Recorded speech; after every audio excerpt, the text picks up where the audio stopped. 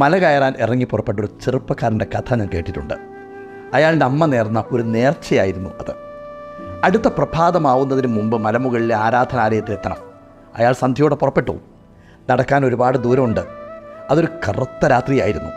കയ്യിലെ റാന്തൽ വിളക്കിൻ്റെ പ്രകാശം മാത്രമാണ് മുന്നോട്ടുള്ള വഴി തെളിക്കുന്നത്. കുറച്ച് ദൂരം പോയതോടെ ആ ചെറുപ്പക്കാരന് മടുത്തു. അയാൾ അമ്മയെ ശപിച്ചു. എങ്ങനെയെങ്കിലും നേരം വിളിപ്പിച്ച് മടങ്ങിപ്പോയി അമ്മയോട് മല കയറിയെന്ന് കള്ളം പറയാം എന്നയാൾ ഉറപ്പിച്ചു. വഴിയരികിലെ ഒരു കല്ലിൽ ആ റാന്തൽ വിളക്കിൻ്റെ അരികിൽ അയാൾ വെറുതെയിരുന്നു. അപ്പോഴുണ്ട് വളരെ പ്രായം ചെന്ന ഒരാൾ ഒരു ചെറിയ വെളിച്ചവുമായിട്ട് ഇങ്ങനെ നടന്നു വരുന്നു. ആ ചെറുപ്പക്കാരനെ കണ്ടതോടെ വൃദ്ധൻ ചോദിച്ചു, നീ എന്താണ് ഇവിടെ ഇരിക്കുന്നത്?